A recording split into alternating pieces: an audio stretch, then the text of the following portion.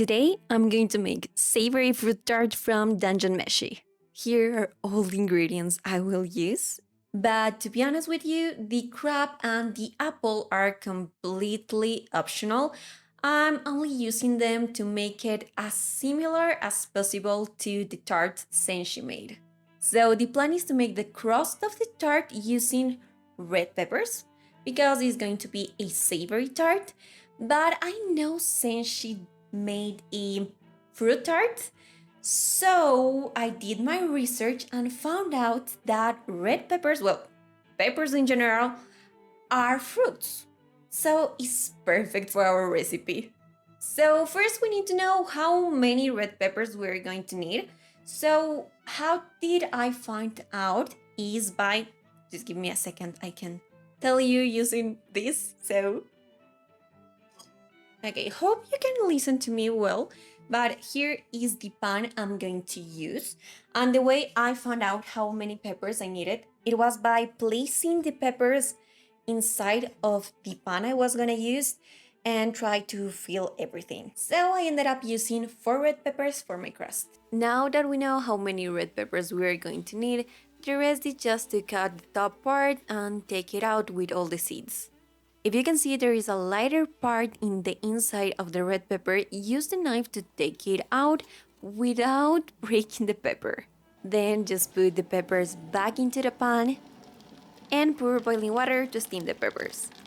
You don't need too much water, just enough that will cover the bottom of the peppers.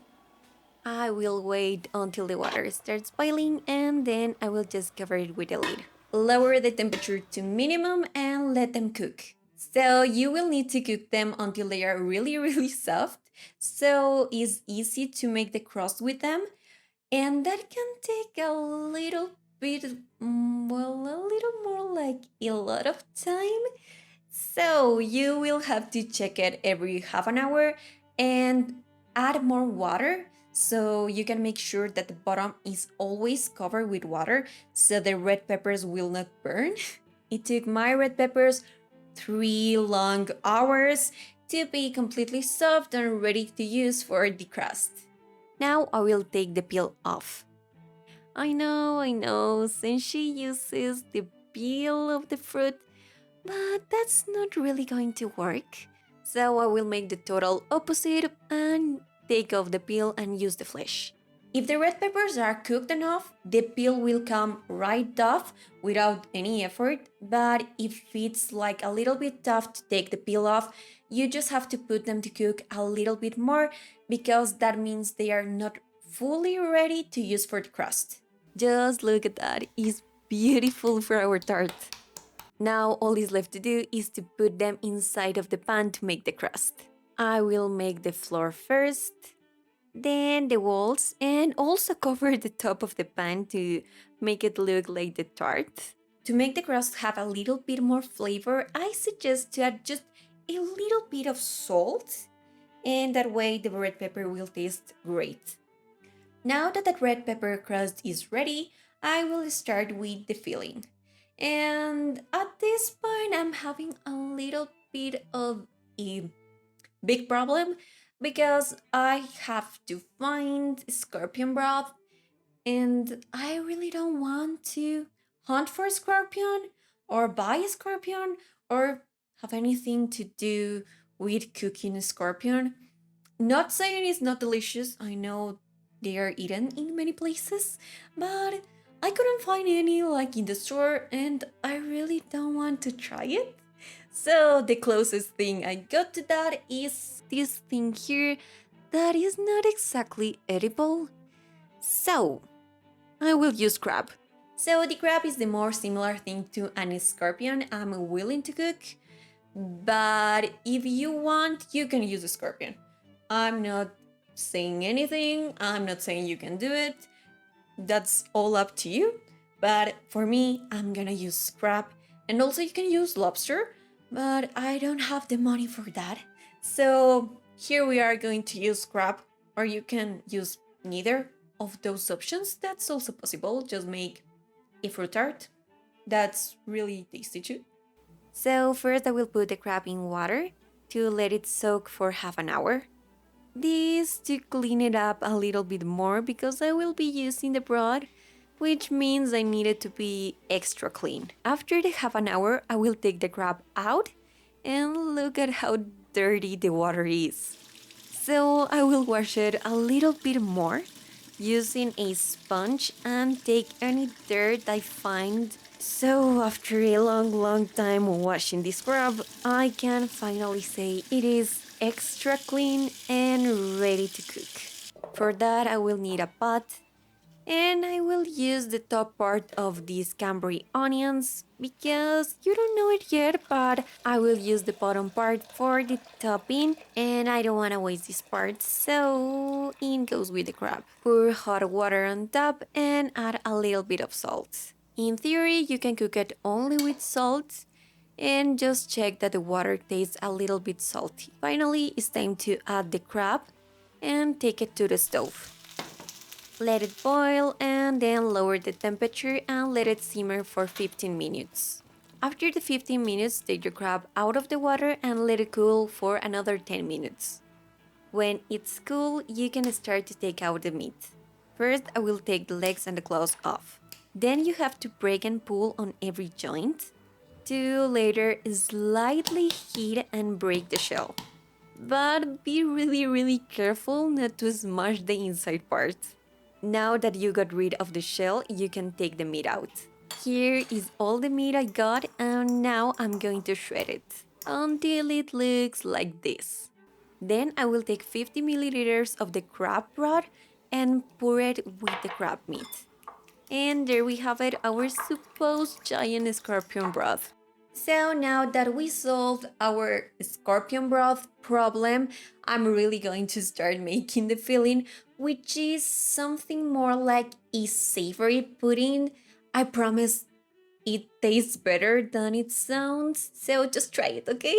Believe in me. So first goes the cream, then our crab broth, some cooked potato cubes. So I'm going to use potato cubes that were cooked in water, and I'm using the ones that were left from my edible brick that was also from Dungeon Meshi that I will leave you here. If you like Dungeon Meshi, that recipe is perfect. So I'm going to use those potatoes, but if not, just cut them in cubes and just boil them in water, and there you have the potato cubes. Mix it all together. And wait, I almost forgot. I will have to add a little bit of apple because I felt like cheating using the potatoes because unfortunately potatoes are not fruits.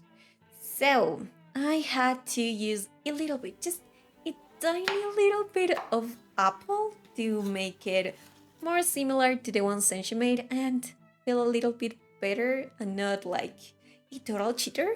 So I'm gonna use a little bit of apple, but it's totally optional, like completely optional, but it weirdly went extremely well with everything on the tart. So if you wanna try it, it's pretty good. And if you don't want to put them on the tart, it's totally fine also. So in goes the fruit into our mixture, add the eggs and mix it. And why not a little bit of cheese too, because cheese is happiness, so a little bit of it. Finally, salt and pepper to your liking. Mix it well and it's ready to add to our pepper crust. Fill it to the top and take it to the oven. So the tart is ready to go to the oven at 350 for 1 hour, but you have to check it after 30 minutes to add the toppings. At this point, the tart will be mostly cooked and the toppings won't sink on the tart, so it's the perfect time to add the toppings. So now I'm going to tell you what toppings are we going to use. So for our topping, here is where we're going to use the bottom part of the cambray onions. We will cut it in half, and you know what we will do with the other part. And look at it, it looks pretty similar to these ones on the tart. I will put them on a baking tray with some cherry tomatoes and a bit of olive oil and salt. Mix it all together and it goes to the oven for 30 minutes. Well, you know I love being honest with you.